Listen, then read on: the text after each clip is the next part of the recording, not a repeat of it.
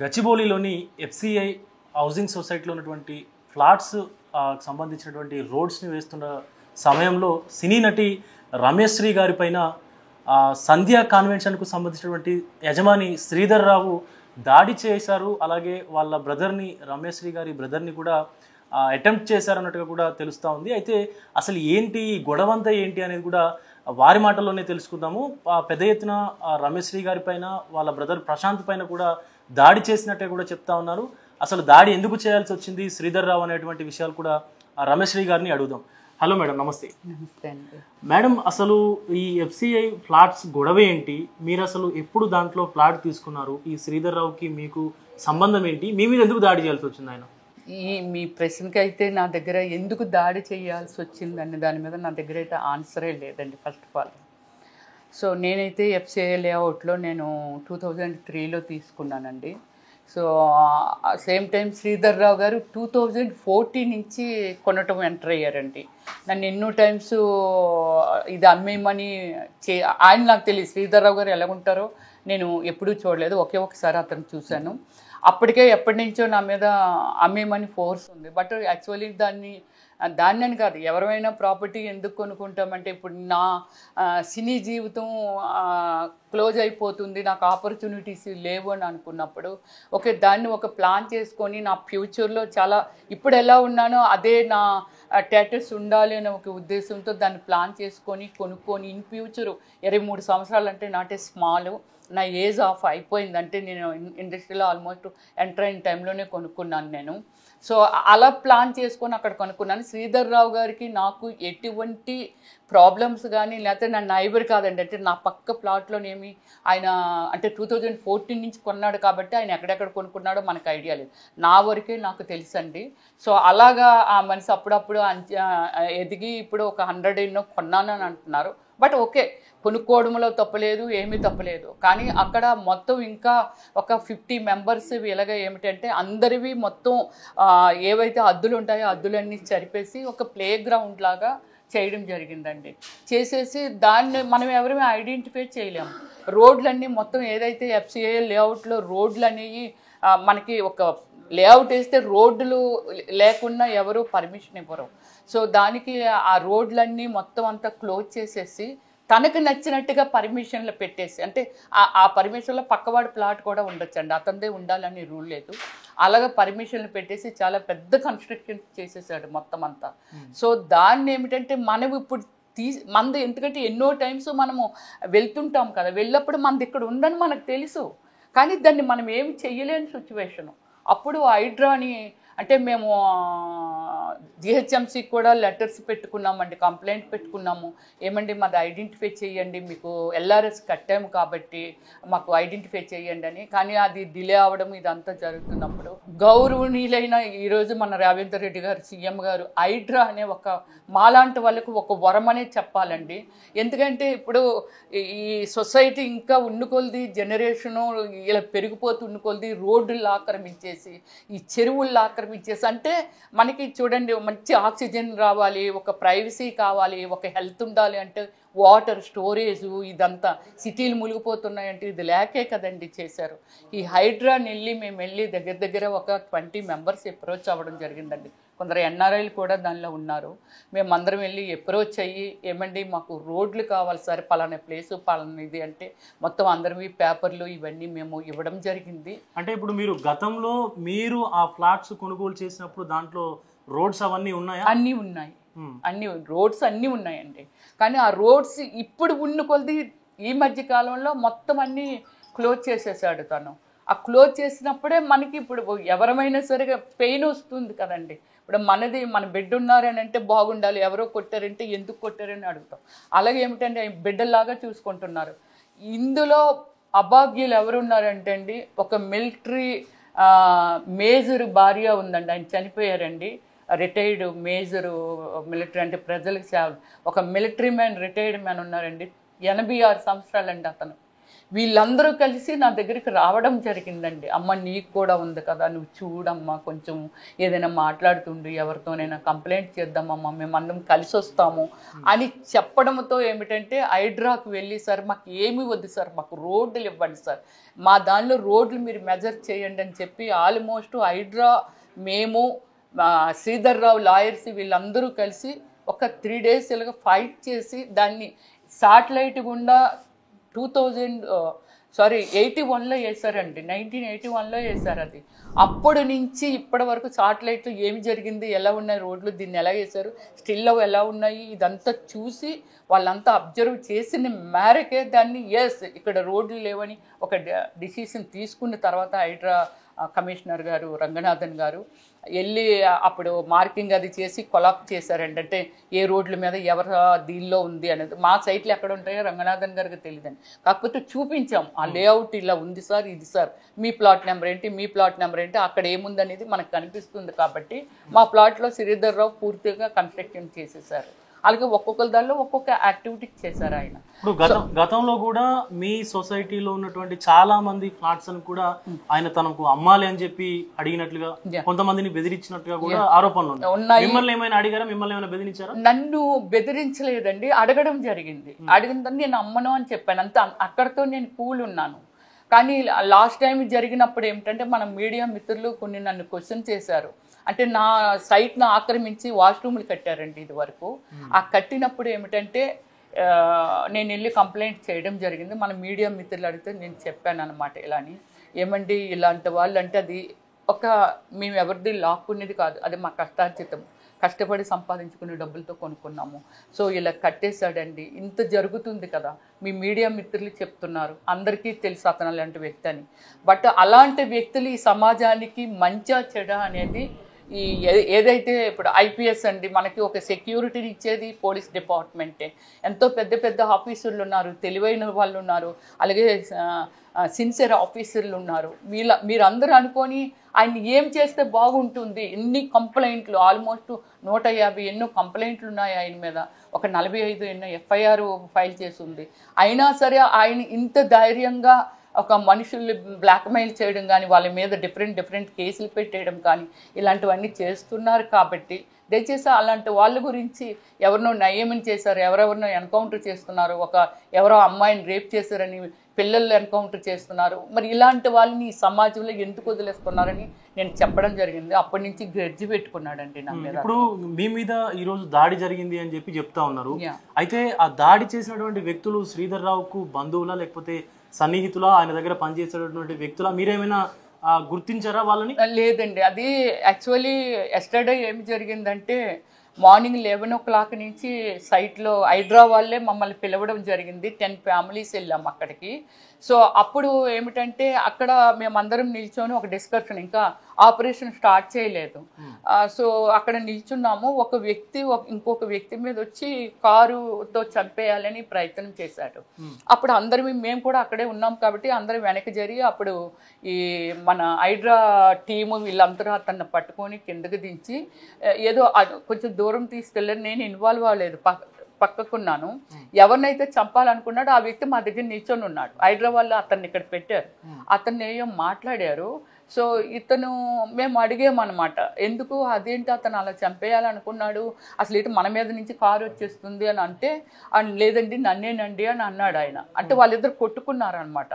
ఆ కొట్టుకుంటే అప్పుడు మేము అడిగాము, లేదండి నాకు ఒక వెంచరు, ఒక 9 కోట్లు ఖర్చుతో నాకు ఒక వెంచరు, తను ఒక ప్లేస్ని అతనే చూపించాడు, మనం పర్మిషన్స్ పెట్టుకొని అతను అడ్వాన్స్ అంతా తీసుకున్నాడు, తర్వాత మన మీద కేసు పెట్టాడండి, అది కొలాప్ చేయించేశాడండి, మళ్ళీ అదే ప్లేస్లో అదే పర్మిషన్ తెచ్చి అదే దీనిలో కట్టాడండి. సో నా డబ్బులు పోయాయి. ఒక మనిషి వ్యక్తిత్వం అనేది ఎంతోమందిని ఇలాగే బ్లాక్మెయిల్ చేస్తున్నాడు. కాబట్టి కొందరు పెద్దవాళ్ళు ఉన్నారు ఇందులో, వాళ్ళకి సపోర్ట్ చేద్దామని నేను వచ్చానండి, ఎవరైనా రావచ్చు అనే టైప్లో అలా మాట్లాడాడు. హైదరాబాద్లో అతన్ని బయటికి పంపించారండి. ఏదైతే కారుతో అటాక్ చేయాలనుకున్నాడో, చంపాలనుకున్నాడో, నేను అప్పుడు ఆ పర్సన్ని చూశాను. సో నేను ఈరోజు మీడియా ముందు మీతోనే నేను మాట్లాడుతుంది ఒక రమేశ్రీ అంటే, నేను బ్రతుకున్నాను అని అంటే, నేను మార్నింగ్ ఆ ఇన్సిడెంట్లో అతన్ని చూశాను కాబట్టి అండి. 2 అయ్యింది, అందరూ లంచ్కి వెళ్ళిపోయారండి. కొందరు హైడ్రా వాళ్ళు, తర్వాత టౌన్ ప్లానింగ్ ఆఫీసర్స్, తర్వాత జిహెచ్ఎంసీ వాళ్ళు ఈ ప్లానింగ్లు అయ్యి ఎక్కడెక్కడ 20 acres కదా అన్నీ వేస్తున్నారు. నేను సిఐ గారికి కాల్ చేశాను, హైడ్రా సిఐ గారికి. సార్ నేను ఇలాగా లంచ్కి వెళ్తున్నాను సార్, నాకు డిన్నర్ లేదు, బ్రేక్ఫాస్ట్ లేదు, వెళ్తున్నాను సార్ అని అంటే, అప్పుడు ఆయన అన్నారు వెళ్ళి వెంటనే వచ్చేసేయండి అంటే, షూర్ సార్ నేను వస్తాను, మళ్ళీ వెనక్కి వస్తాను అన్న. డ్రైవర్నేమో ఆ రోడ్డు మీదకి తెమ్మన్నాను. రైట్ సైడ్ ఏమో బస్ స్టాప్ ఉంది, left side Sanjay convent Sridhar రావుది పెట్రోల్ బంక్ ఉంది. అప్పుడు నేను రైట్కి నడుచుకుంటూ వెళ్ళిపోతున్నా, 2 స్టెప్పులు ముందు నడుస్తున్నాడు నా బ్రదరు, నేను బ్యాక్ నడుస్తున్నాను.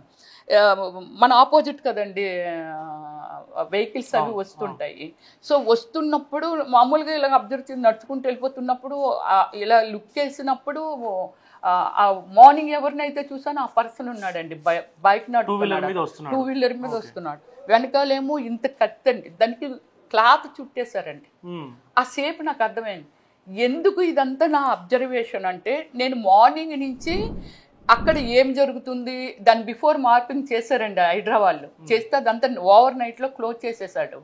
మళ్ళీ ఇప్పుడు హైడ్రా వాళ్ళు వచ్చి పెయింటింగ్ వేసి దాని మీద స్ప్రే కొడుతూ చేస్తున్నారు. కానీ వాళ్ళ మనుషులు దాని మీద మట్టేసినా ఎవరు చేసినా ఐడెంటిఫై చేయలేము కదా. దానికోసం నేను మార్నింగ్ నుంచి ఏం చేస్తున్నానంటే, ఆ మార్పింగ్ వెళ్ళి లొకేషన్ ఎక్కడ ఉందనేది నేను షూట్ చేసుకొస్తూ ఉన్నాను. అంటే వాళ్ళు చేసినటువంటి మార్పింగ్ వెళ్ళి లొకేషన్ ఎదురుగా ఇది ఇక్కడ వేసారు, ఇది ఇక్కడ వేసారు, ఇలా మొత్తం అంతా మార్పింగ్ చేసుకొస్తూ ఉన్నాను. సరిహద్దులు ఏమున్నాయి అలాగే వీడియో తీసుకొస్తూ ఉన్నాను. సో నాకు ఎక్కడికక్కడ అందులోను దగ్గర 100 మెంబర్స్, ఒక 20 ఎకరాల్లో అంటే ఆ లేఅవుట్లో ఎంతమంది ఉంటారండి. నేను పోలీసులను అడుగుతూ ఉండేదాన్ని, ప్రూవ్డ్ మరి వెళ్ళి అడుగుతుండేదాన్ని. వాళ్ళు అక్కడ 3 ఉన్నారు కదా, వీళ్ళెవరు వాళ్ళెవరు, ఓకే మన సైట్కి సంబంధించిన వాళ్ళు ఉండాలి, లేకపోతే హైడ్రాకి సంబంధించిన వాళ్ళు ఉండాలి, టౌన్ ప్లానింగ్ వాళ్ళు ఉండాలి, బయట వాళ్ళు ఎవరు అక్కడ ఉండకూడదు కదా. సో అడగండి అది ఇదని కొందరిని పంపించేసేవాళ్ళు. కొందరు వీడియోలు అవి షూట్ చేస్తుంటే ఫోన్ అది లాక్కున్నాడు. నాకు తెలిసి ఒకే పర్సన్ మాతో ట్రావెల్ చేస్తున్నారు పోలీసు. యాక్చువల్లీ వీళ్ళు కూడా పంపిస్తామని చెప్పారట వీళ్ళు హైడ్రా వాళ్ళు అడిగితే, బట్ ఎందరినో ముగ్గురినో పంపారు అంతే. లంచ్ టైం కాబట్టి వాళ్ళు కూడా లంచ్కి వెళ్ళిపోయినట్టున్నారు. సో ఓకే మేము ఏదైతే నేను చూశానో అతన్ని ఆ కత్తి పట్టుకున్నాడు కదండి, నాకు అర్థమైపోయింది. సినిమా సీన్లు అర్థమయ్యాయి. సేమ్ టైం మనము ఎన్నో న్యూస్ల్లో చూస్తూ ఉంటాము, నడి రోడ్డు మీద పరిగెట్టి నరికేస్తూ ఉంటారు. అదే సిచ్యువేషన్ ఎస్టర్డే మాత్రం నేను ఫేస్ చేశాను. ట్రూ ఇది. అది అప్పుడు వెంటనే నేను వాడిని ప్రశాంత్ పరిగెట్టు అని అంటే వాడు పరిగెడుతున్నాడు. నా ఫ్రంట్లో నా బ్రదర్ ఉన్నారు. నేను వీడిని వెళ్ళి ఇలా తోసాను అనమాట, స్లో అయిపోతుంది వీడిని ఇలా అన్నాడు, ఇలా దిగు అని చెప్పాడు అతను. మార్నింగ్ అటెంప్ట్ చేసిన అతనే ఇతను కూడా. సో దిగు అని అంటే వాడు కత్తి పట్టుకొని కాలు ఇలా తీసి దిగేటప్పటికి నేను తోస్తా వెనకాతలు వస్తున్న వాళ్ళకి చాలా మంది వస్తున్నారు, కానీ 2 మాత్రం వాళ్ళ బైకులు ఆటోమేటిక్గా ఆగిపోయాయి. అంటే ఇలా మాలి కూడా సడన్గా ఆగిపోతాయి కదా. వాళ్ళిద్దరు మాత్రము వచ్చి వాడు పడిపోయాడు కదా, ఆ కత్తిని వాళ్ళు తీశారు. కత్తిని తీసేటప్పటికి నేను ఇంకా నాకు కనిపించట్లేదు నాకేమేంటి. వెంటనే వాళ్ళు అతని దగ్గర కత్తి లాక్కొని వాడు పరిగెట్టాడు. మళ్ళీ మా దీనిలో నుంచి మొత్తం 7 ఎనమండుగురు, ఒకడు క్రికెట్ బ్యాట్ పట్టుకొని, ఇంకొక 6-7 పరిగెట్టుకుంటూ వస్తున్నప్పుడు ఈ వైట్ షర్ట్ వేసుకున్నాడు నా బ్రదర్ ముందుకు పరిగెట్టినాడు. మళ్ళీ నేను వెనక అయిపోయానని నా కోసం వచ్చి మేమిద్దరం ఫైట్ చేస్తున్నాం. అందరినీ అరుస్తున్నాను ఇలాగా, ఏమండి అందరూ ఎడ్యుకేటెడ్స్, మీరు ఇంతమంది ఉన్నారు కదా కారులోను బళ్ళ మీద, మమ్మల్ని సేవ్ చేయండి, మమ్మల్ని చంపేస్తున్నారండి.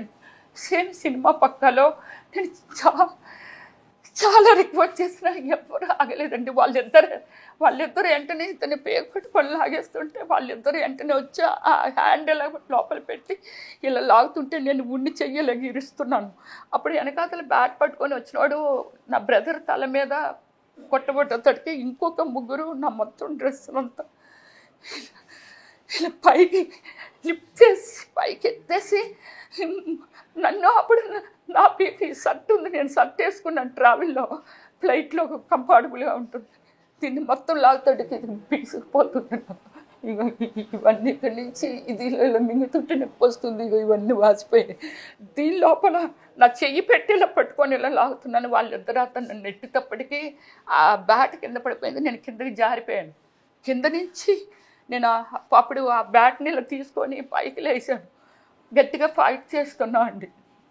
రియల్లీ నాకు ఏమిటంటే నా ఫిట్నెస్ నన్ను కాపాడింది, అలాగే నా బ్రదర్ని. సో ఇలా ఫైట్ చేసే ఇది లేకపోతే రియల్లీ అక్కడ మేము స్పాట్లో మమ్మల్ని సినిమా స్టైల్లో నిండా కత్తులు గుడ్డ చుట్టూ ఇలాగ ఉంది. వాడు ఇలా వేస్తూ ఇలా పట్టుకున్నాడండి, దిగుతూ నీ కాళ్ళు ఇలా తీస్తున్నాడు. అక్కడ మేము ఏం ఫేస్ చేయకపోతే ఏంటి పరిస్థితి? ఇప్పుడు పోలీస్ స్టేషన్ కి అత్యంత సమీపంలో ఎగ్జాక్ట్లీ ఆపోజిట్. సో పోలీసులు ఏమన్నారు? మీరు ఏమనలేదండి. తర్వాత వెంటనే హైడ్రా వాళ్ళు దానికి డ్రైవర్ వెనకాల ఉన్నాడు. తర్వాత నేను గట్టిగా పిలుస్తున్నాను, ఎక్కడున్నారు పోలీసులు ఎక్కడున్నారు అని. సైట్లోకి వెళ్ళి పరిగెడుతున్నాం. ఎవరైనా ఆపోజిట్ వచ్చి పొడిచిస్తే ఆ సైట్ నిండా గూండాలి, అందరూ గూండాలండి. అక్కడ గుడిసెలేసాడు గూండాలకి ఏమి కావాలండి? వాళ్ళ పొట్టకూటి కోసమైనా సరే 1000 రూపాయలు 2000 ఇస్తామంటే చంపేస్తున్నారు. ఇప్పుడు అలా ఉంది, అది మనం చూస్తున్నాం. కానీ వాళ్ళు ఎటు నుంచి వచ్చి పొడిసేస్తారో కూడా మనకు తెలియదు. ఇది ఫేస్ చేశాను. ఒక పోలీసు ఉన్నాడు, ఇంకా ఆఫీసర్లు వాళ్ళు ఉన్నారు. లేదు పోలీస్ కంప్లైంట్ ఇద్దాము, మొత్తం ఇదంతా బ్లడ్ వచ్చేసి ఇదంతా చించేసి అలా అయ్యింది, వెళ్దామని ఆ పోలీస్ మాతో పాటు వచ్చాడు. అమ్మో మేము అతనితో రాలేము, మేము ఒకవేళ అతనున్నా మమ్మల్ని పొడి చేయవచ్చు కదా అని అనుకొని మేము రామన్నాం. లేదు మేడం నేనున్నాను మీకు, ఎందుకంటే నీ దగ్గర ఏమి గన్న లేదు, ఏమీ లేదు, ఇదిగోండి చూడండి సార్ ఈ షర్టు, ఇదిగో ఈ షర్ట్ అది ఇలాగ చీరేసి దీనిలో నుంచి ఇలా పట్టుకొని ఇలా చీరేసి ఇదంతా చేసేసి ఇది చేశారు.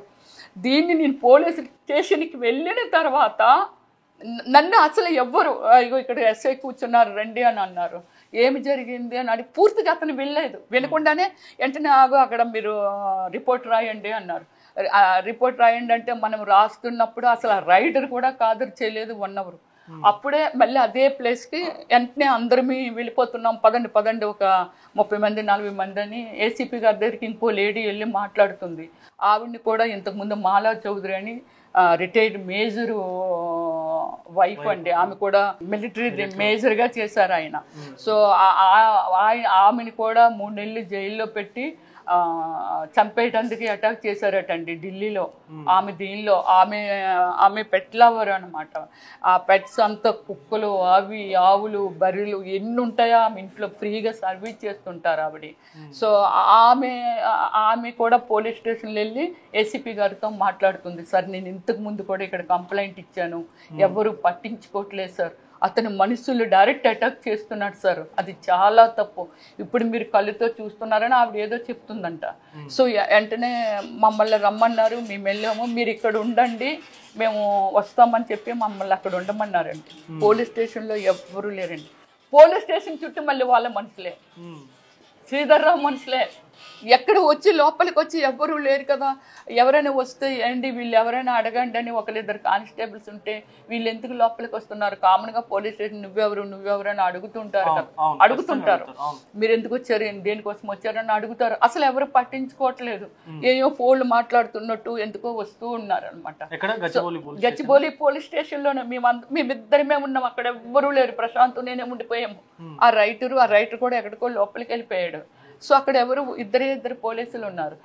పోలీసులు ఏమంటున్నారు? ఎంక్వైరీ చేస్తామంటున్నారు. అసలు ఎంక్వైరీ ఫైల్ చేయలేదండి, ఇంకా మేము ఎంక్వైరీ చేసి అప్పుడు ఫైల్ చేస్తామని అన్నారు. నేను ఇప్పుడు ఏం చెప్తున్నానంటే అండి, సో ఓకే శ్రీధర్రావుకి నన్ను చంపాలని అనుకున్నాడు, ఎందుకు చంపాలని అనుకున్నాడు? ఇప్పుడు మన బిగ్ న్యూస్లోనే ఇక్కడే ఉంటాను, ఇక్కడికి వచ్చి చంపేయమనండి నన్ను. నేనేమంటానంటే నేను మన సీఎం గారికి కానీ లేకపోతే డీజీపీ గారికి కానీ మొత్తం ప్రైమ్ మినిస్టర్ అందరికీ నేను పెడతాను, నేను చచ్చిపోవడానికి రెడీ అండి. పాపం ఇంకో 30 ఫ్యామిలీ బాగుపడతారు, బట్ అతన్ని మాత్రం ఉరి తీయాలంతే. శ్రీధర్రావుని మాత్రం నేను చచ్చిపోతాను. నన్ను ఎక్కడోకక్కడ నా కార్లు ఫోటోలు తీసుకున్నాడు, నెంబర్లు అయ్యి తీసుకున్నాడు. ఎవరు తీసుకున్నారు? ఆ వైట్ షర్ట్ వేసుకున్న ఆయన ఏది మనం హైడ్రాలో లోపల ఫస్ట్ అటెంప్ట్ చేసినప్పుడు మాట్లాడుతున్నప్పుడే నా కారుది నన్ను దింపాడు కదా, తిను చూశాడు, అది వెళ్ళి ఫోటో అది ఆ నెంబర్ని తీసుకున్నాడు.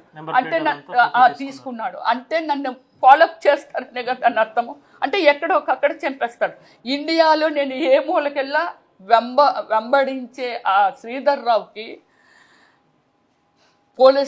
రిటైర్డ్ పోలీస్ ఆఫీసర్లు ఆయన దగ్గర 20 మంది ఉన్నారు. రిటైర్డ్ మన ఏమిటి సబ్ రిజిస్టర్లు లేకపోతే రిజిస్టర్లో ఒక 15 మంది 20 మంది ఉన్నారు. తర్వాత మన ఎంఆర్ఓ ఆఫీస్ నుంచి రిటైర్డ్ వాళ్ళు ఒక 15 మంది ఎంతో పనిచేస్తున్నారు. లాయర్లు ఒక 15 మంది, గోండాలు ఒక 200 మంది పనిచేస్తున్నారు. ఇతనికి ఏమిటంటే వాళ్ళందరూ అంతమంది ఎందుకు అతని దగ్గర ఉన్నారు? మంచి కోసమా చెడు కోసమా? అంటే వీళ్ళందరికీ డబ్బులు ఇచ్చి మొత్తం మేనేజ్ చేస్తున్నాడండి. అంటే దీనిలో ఏమిటి మన రెవెన్యూ డిపార్ట్మెంట్లో ఏమి లచుకులు, ఎవరి మీద ఏం చేయొచ్చు, ఏది ఎలా లాగేయచ్చు అనే టైప్లో అది ఒక డిస్కషన్ ఉంటుంది. లాయర్లు నేను తప్పుల మీదే ప్రయాణం చేస్తున్నాను, ఈ తప్పులు మనం ఎలా వాదించవచ్చు, ఎలా పోస్ట్ పోన్ చేయొచ్చు, ఏ విధంగా చేయొచ్చు, ఒకవేళ నేను ఇలా చేస్తే నేను ఎలా బయటకు రావచ్చు అనే దాని మీద లాయర్లు అందరూ పనిచేస్తున్నారు. రిజిస్టర్లు అంటే ఈ ల్యాండ్లో లొసుగు ఏమిటి, ఈ ల్యాండ్లో ఏముంది, ఆ ల్యాండ్లో ఏముంది, ఇది మనం కొట్టేయొచ్చా అనే ఒక డీటెయిల్స్ కోసము అది పనిచేస్తుంది. ఇలాగా మొత్తం ఒక వ్యవస్థ నడుస్తుందండి. ఇప్పుడు ఆయనకున్నటువంటి ఆ సంధ్యా కన్వెన్షన్ కు సంబంధించిన ల్యాండ్ కూడా ఒకే ఎకర్ ల్యాండ్ అక్కడ ఫిజికల్ గా ఉంది, బట్ రికార్డ్స్ లో మాత్రం సుమారుగా 5 నుంచి 6 ఎకరాల ల్యాండ్ చూపిస్తుందంటూ కూడా మీరు ఆరోపణలు చేస్తా ఉన్నారు. మిగతా ఫ్లాట్స్ అసోసియేషన్స్ వాళ్ళు కూడా చెప్తా ఉన్నారు. అసలు అక్కడ ఎంత ల్యాండ్ ఉంది ఆయనకి? అంటే యాక్చువల్లీ మన లేఅవుట్ వేసినప్పుడు అక్కడ శ్రీధర్ రావు లేడండి, అక్కడ ల్యాండ్ కూడా లేదు. అంటే ఉంది పక్కన ఏదో ల్యాండ్ ఒకటి ఉంది, కానీ ఇది సంధ్యా కన్వెన్షన్ శ్రీధర్ రావుదండి, ఇది లేదు ఇక్కడ లేఅవుట్ వేసినప్పుడు. ఓకే, దాని తర్వాత అక్కడ ల్యాండ్ సంధ్యా కన్వెన్షన్ శ్రీధర్ రావు కొన్నాడు అనేది మనం వింటూ ఉండేవాళ్ళం. చెప్పాను కదా, శ్రీధర్ రావు మనకు ఎవరికి తెలియదు. సో ఆ ల్యాండ్ ఫిజికల్గా అక్కడ లేదనేది మొన్న హైడ్రా వాళ్ళు మెజర్ చేసినప్పుడు, ఈ లేఅవుట్ మొత్తం అంతా మెజర్ చేసినప్పుడు 20 ఏకర్స్లో లేఅవుట్ వేశారు. సో ఆ లేఅవుట్ మొత్తం మెజర్ చేసినప్పుడు మరి ఇది ఇంకా ఉంది ఈ లేఅవుట్కి సంబంధించింది అయితే హైడ్రా వాళ్ళే చూసారండి. హైడ్రా వాళ్ళే మన పాతది ఏదైతే ఉందో, అంటే సంధ్యా కన్వెన్షన్ శ్రీధర్ రావు అక్కడ కళ్యాణ మండపం కానీ ఏం కట్ల, ఇంకా అది చూస్తే అదేంటి కాంపౌండ్ వాళ్ళు అక్కడ ఉంది, మరి ఈ లోపల ఏంటి కళ్యాణ మండపం సంబంధించి వాష్రూములు కానీ కిచెన్ కానీ ఇదంతా మొత్తం కట్టేశారు, అది ఇదని చెప్పి చూస్తే అది ఆయన సైట్ కాదండి. ఇప్పుడు ఈ పగలగొట్టారండి. ఇంకా ముందుకెళ్ళే సరే అక్కడ అది సైట్ లేదని హైడ్రా వాళ్ళును టౌన్ ప్లానింగ్ ఆఫీసర్లు వీళ్ళే ఐడెంటిఫై చేశారండి, మేము కాదు. ఇందులో తగ్గింది మీకు ఫ్లాట్సే లేవని హైడ్రా సాక్షిగా, హైడ్రా కమిషనర్ సాక్షిగా నీకు లేదని వాళ్ళ లాయర్ గారు అంటుండే వాళ్ళండి. అదేంటమ్మా, ఒక ప్లాట్ చేసిన తర్వాత ఒక లేఅవుట్ చేశాక ఎలాగ అందులో ల్యాండ్ ఎలా తగ్గుతుంది? ఫ్లాట్స్ లేకుండా ఎలా ఉంటాయి? లేకుండా ఎలా కొనుక్కొని ఉండుంటారు? ఎల్ఆర్ఎస్ ఎలా కట్టుండుంటారు? ఎల్ఆర్ఎస్ అనేది జిహెచ్ఎంసి దగ్గరుండి దాన్ని మెజర్ చేసి దానికి రోడ్లు అప్రోచింగ్ ఏమున్నాయి, ఎంత ల్యాండ్ ఉంది, దీనికి ఎంత మనీ పే చేయాలి మన గవర్నమెంట్కి అంటే జిహెచ్ఎంసీకి అనేది మెజర్ చేసి కదా ఎల్ఆర్ఎస్ కట్టించుకుంటారు. బట్ అక్కడ ఆ ల్యాండ్ లేదు ఏ ల్యాండ్ లేదని నువ్వు చెప్తావంటే శ్రీధర్ రావు గారు లాయర్ ఆమె. సో నేనున్న రోజు ఆర్గ్యూ, మళ్ళీ నేను వెళ్ళలేదు, ఢిల్లీలో ఉన్నాను. ఢిల్లీలో ఉన్నప్పుడు ఇంకో 2 లాయర్లు లేదు, ఆ అమ్మాయి ఇంకో లాయర్, అప్పుడు కూడా అలాంటి ఆర్గ్యూసే జరిగాయండి. అంటే ప్రభుత్వ అధికారులు ఉండి కూడా నేను మా మీద అటాక్ చేసినప్పుడు, మార్నింగ్ అతని మీద చేసినప్పుడు ప్రభుత్వ అధికారులు అందరూ ఉంటారండి, అందరూ చూస్తారు. కాకపోతే నాది అవుట్ సైడ్ జరిగింది కాబట్టి ఎవరు లేరండి అక్కడ. ఈవినింగ్ అయ్యేసరికి మొత్తం 30 మంది ఇలాగ పోలీస్ డిపార్ట్మెంట్ లేడీస్, తర్వాత కానిస్టేబుల్స్ వీళ్ళందరూ వచ్చేసారు. మన మీడియా కూడా వచ్చిందండి, అక్కడ సిచ్యువేషన్ చూసింది. మాకేమీ శ్రీధర్ రావు మీద మాకు ఎటువంటి ఇది లేదండి, కానీ ఏమైనా చేసి వచ్చానే ఆయన అహంకారం ఏమిటంటే ఈరోజు నన్ను కాదు ఇంకొకళ్ళు కాదు ఆయన ఇంకా తెలియకుండా మీడియా ముందుకు రాకుండా ఎన్ని మర్డర్లు చేస్తున్నాడో ఎన్ని చేస్తున్నాడో అనేది అది భగవంతుడికి తెలియాలండి. సో కానీ ఆయన ఒక ఫైనల్ గా శ్రీధర్ రావు పైన ఎలాంటి చర్యలు తీసుకోవాలంటున్నారు? శ్రీధర్ రావు చేతిలో నేను మళ్ళీ చెప్తున్నానండి, నేను చనిపోవటానికి కూడా రెడీ. ఛాలెంజ్ అండి, నేను డీజీపీ గారి రూమ్లో కూర్చుంటాను, వచ్చి నరికేమనండి, నేను చనిపోవటానికి రెడీ. నేను చెప్పాను కదండి, ఎస్టర్డే జరిగిన సిచ్యువేషన్ అయితే చనిపోవలసిన వాళ్ళమే ఇస్ గాడ్ మాకు ఇంకా ఏదో ఇచ్చాడు, ఆయుష్ ఇచ్చాడు కాబట్టి బయటపడ్డాం. కానీ ఎప్పుడు అతని కళ్ళు నా చుట్టూ ఉంటాయి అనే సంగతి నాకు తెలుసు.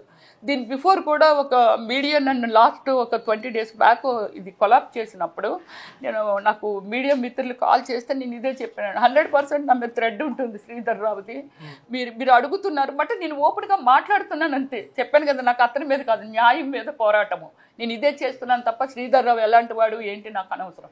బట్ నా వల్ల కొందరు బాగుపడతారంటే నేను చనిపోవటానికి కూడా రెడీ. అదే నేను అంటున్నానండి, మన ఆఫీస్లో ఉన్నాను రమ్మనండి, మీరు ఇన్ఫామ్ చేయండి, ఆవిడ రెడీగా ఉందండి నరికేయండి అని.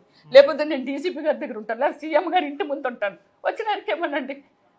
కానీ నేను చనిపోయిన తర్వాత మాత్రం దయచేసి శ్రీధర్ రావుని మాత్రం ఏ విధంగానైనా ఆయనకి మాత్రం గురి తీయాలండి. నన్ను ఎక్కడో అక్కడ చంపేద్దామని అతని ప్లాన్. దిస్ ఇస్ ట్రూ అండి. నేను నా ప్రాణం పోయిన నా 27 years కెరియర్లో 400 సినిమాలు చేశాను, 9 లాంగ్వేజెస్ చేశాను, ఎంతో రికార్డు ఉన్న ఉమెన్ని, కానీ వెరీ సింప్లిసిటీ ఉన్న ఉమెన్ని, ఎక్కడ కాంట్రవర్సీ లేని ఉమెన్ ఎక్కడ బయట కూడా నేను ఎక్కడ కనబడనండి. ఎంతో అవసరమైతే నేను ఆల్మోస్ట్ మీడియా దగ్గరికే వస్తాను, మీడియా వాళ్ళతోనే మాట్లాడతాను. ఏదైనా ఒక బ్యాడ్ సిచ్యువేషన్ జరిగినా దాని గురించి గ్రేట్గా మాట్లాడతానండి. అలాంటి నన్ను చంపేయాలని అనుకున్నాడంటే చంపేయాల్సినంత గ్రెడ్జ్ నా మీద ఏముందో కూడా నాకు అసలు కొంచెం కూడా అర్థం కట్టలేదు. నాలాంటి దాని మీద అటాక్ చేస్తే అతనితో చిన్న ఏదైనా విరోధం ఉన్నా అలాంటి వాళ్ళని అతను వదులుతాడండి. ఇలాంటి వ్యక్తి సమాజానికి ఎంతవరకు అవసరం అనేది ఇంకా ఆఫీసర్లే, మన గెజిటెడ్ ఆఫీసుల్లో IPSలో ఇలాంటి వాళ్ళే డిసైడ్ చేయాలి, లేకపోతే ప్రభుత్వమే డిసైడ్ చేయాలండి. మాలాంటి వాళ్ళవి అతను తీర్పు ఇవ్వలేమండి. సంధ్యా కన్వెన్షన్ ఓనర్ అయినటువంటి శ్రీధర్ రావు ఎవరైతే ఉన్నారో పెద్ద ఎత్తున ఆరోపణలు కూడా వస్తూ ఉన్నాయి తన మీద. అక్రమంగా ఏదైతే మనకు సంబంధించినటువంటి FCIకి సంబంధించినటువంటి లేఅవుట్ ఏదైతే ఉందో దాంట్లో పూర్తిగా కూడా చాలామంది దగ్గర నుంచి ఆయన అక్రమంగా వాళ్ళని బెదిరించి కొన్నిసార్లు భయపెట్టి కూడా ఫ్లాట్స్ని సొంతం చేసుకున్నాడని, అలాగే ఆ చుట్టుపక్కల ఉన్నటువంటి మిగతా ఏరియాను కూడా పూర్తిగా కబ్జాలోకి తీసుకున్నాడని, ఇక ఆ కబ్జాలోకి తీసుకున్నటువంటి ఫ్లాట్స్ ఏవైతే ఉన్నాయో పూర్తిగా దానిలో ఉన్నటువంటి సదుపాయాలు, అటు రోడ్స్ కానీ ఇతర సదుపాయాలన్నింటి కూడా మొత్తం చెరిపివేసి పూర్తిగా ఓపెన్ ఫ్లాట్స్ టైప్ చేసి ఒక ల్యాండ్ని మొత్తం అంతా కూడా ఆక్యుపై చేశారంటూ కూడా రమేష్ శ్రీ గారు చెప్తా ఉన్నారు. అలాగే నిన్న హైడ్రా అధికారులు చేసినటువంటి ఆ రోడ్స్ సర్వే ఏదైతే ఉందో పూర్తిగా ఆ సర్వే చేస్తున్నటువంటి సమయంలోనే ఒక వ్యక్తి వాళ్ళ పైకి అత్యంత దారుణంగా ఒక కత్తి తీసుకొని వచ్చి అంటే మొత్తం థ్రెటన్ చేసి వాళ్ళ బ్రదర్ ప్రశాంత్ని అలాగే రమేష్ శ్రీ గారిని కూడా వాళ్ళ ప్రాణాలు తీసేందుకు ప్రయత్నించారంటూ కూడా పోలీసులు ఎదుట కంప్లైంట్ అయితే చేసింది. పెద్ద ఎత్తున ఆరోపణలు కూడా వస్తూ ఉన్నాయి దీనికి సంబంధించి అటు సంధ్యా కన్వెన్షన్ ఓనర్ పైన కూడా. సో ఖచ్చితంగా ఆయన పైన కఠినమైనటువంటి చర్యలు తీసుకోవాలంటూ కూడా రమేష్ శ్రీ గారు కోరుతున్నటువంటి సిచ్యువేషన్ అయితే కనిపిస్తూ ఉంది. For more videos like this, subscribe Big TV channel.